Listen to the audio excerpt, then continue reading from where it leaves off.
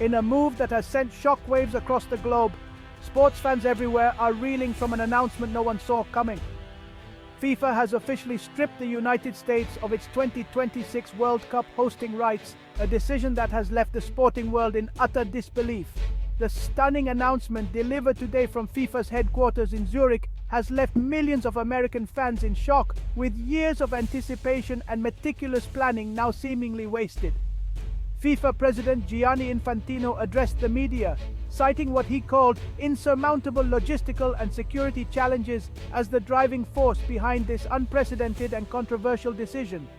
The dream of a coast-to-coast American soccer festival, once so close to reality, has now been abruptly shattered, leaving stadiums empty and fans heartbroken.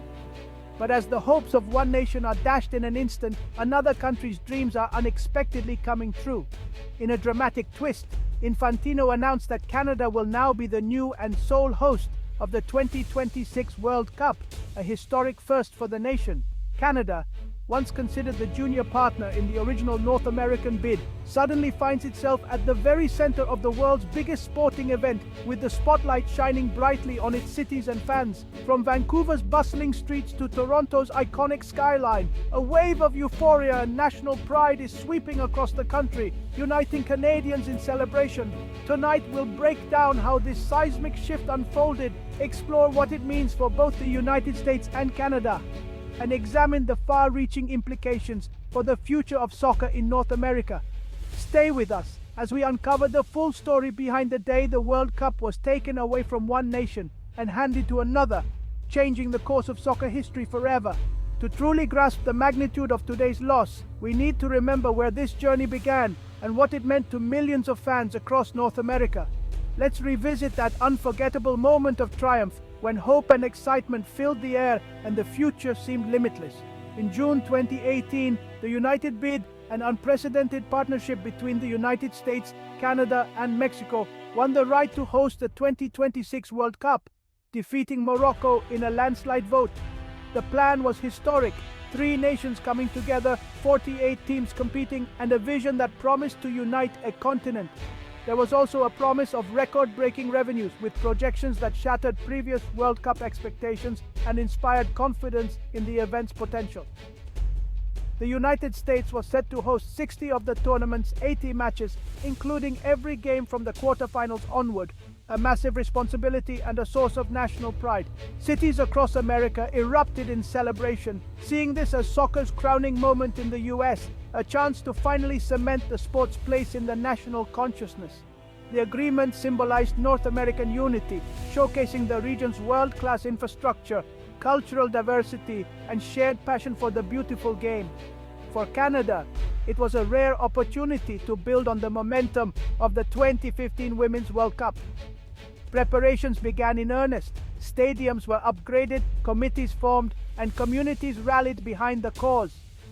Billions in economic impact were projected, with experts predicting a boost to tourism, jobs, and local economies across all 3 countries. The stage was set for a spectacular, legacy-defining tournament that would be remembered for generations. But beneath the surface, cracks were already forming, issues that threatened to undermine the dream before it could become reality. Political disagreements, logistical hurdles, and mounting costs began to threaten the very foundation of this grand project, raising difficult questions about its future. The dream, it turned out, was more fragile than anyone realized. A vision that now hangs in the balance, its fate uncertain.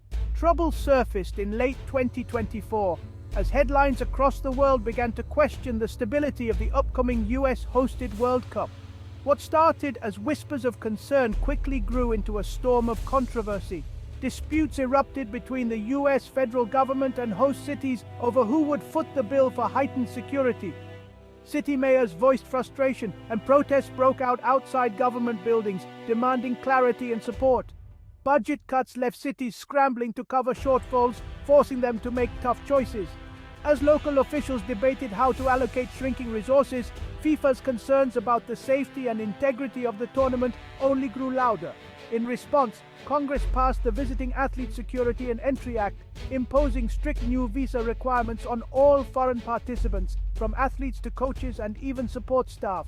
The law, intended to enhance security, instead created chaos.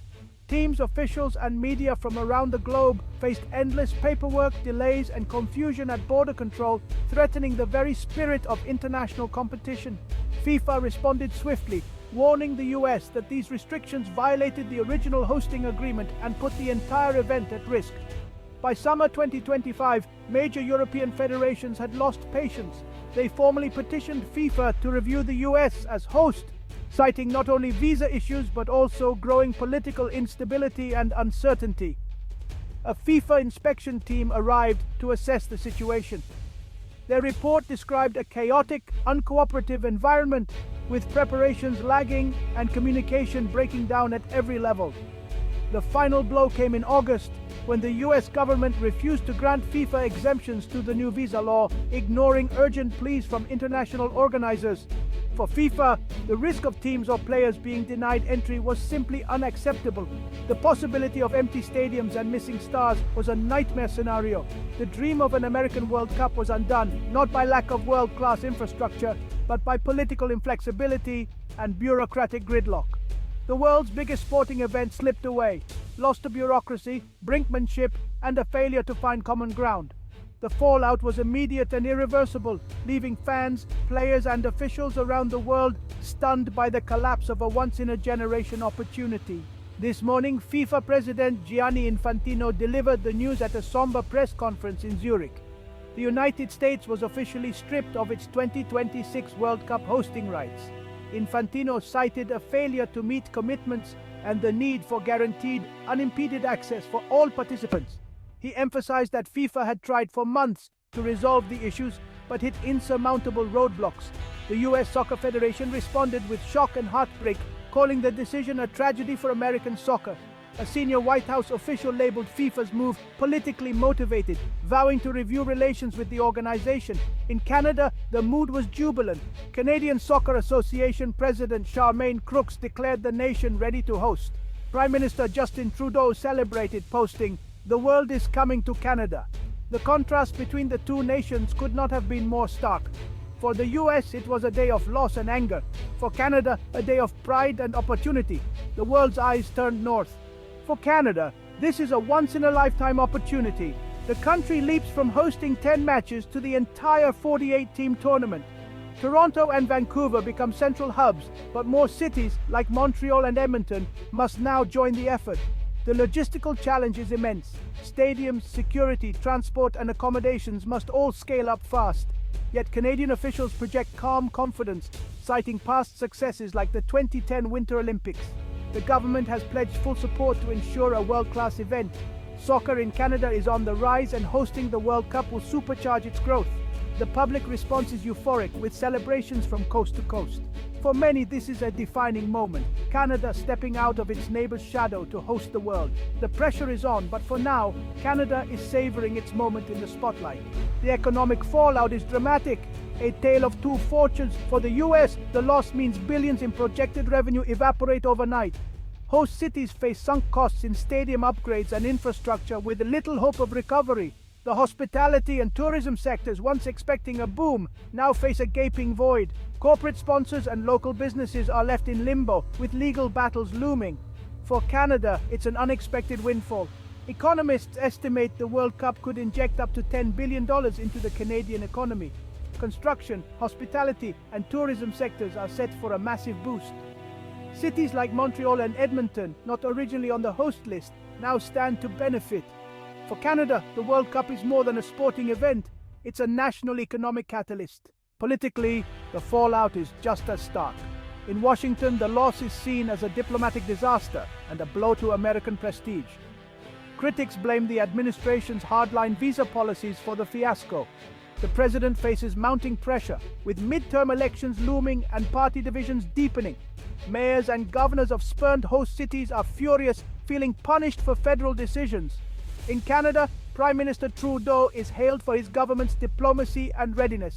The win boosts his standing at home and abroad, reinforcing Canada's image as a reliable global partner.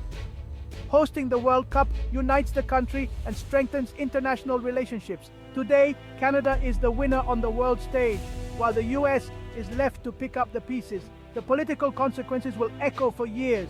To understand the impact, we spoke with soccer and politics expert Dr. Simon Cooper. He says FIFA's decision, while shocking, sends a clear message hosting rules are non-negotiable. Even powerful nations must guarantee open access and meet all commitments. For the US, this is a major setback for soccer's growth, delaying progress by years. The 2026 World Cup was meant to be a launchpad. Now, it's a missed opportunity. Yet soccer's domestic momentum, MLS, youth leagues remain strong. For Canada, this is a transformative moment. If they succeed, it will redefine Canada as a soccer nation and elevate its global status. The challenge is immense, but so is the opportunity. The world will be watching to see if Canada can deliver. The future of North American soccer has been rewritten in a single day. The question now, who will rise to the challenge?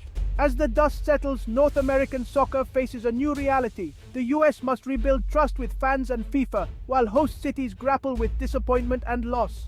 Canada embarks on a sprint to prepare, expanding venues and mobilizing a national effort. The Canadian Soccer Association, once a junior partner, now leads the biggest World Cup ever. Mexico's role remains, but FIFA urges closer cooperation with Canada to ease the burden. The unity of the original United bid is gone, replaced by new alliances and challenges. The coming months will shape the future of soccer across the continent. We'll continue to follow every development as this story unfolds. What do you think of this stunning decision? Join the conversation with #WorldCupShock. For now, from all of us, good night. The world's eyes are on Canada. Let the countdown to 2026 begin.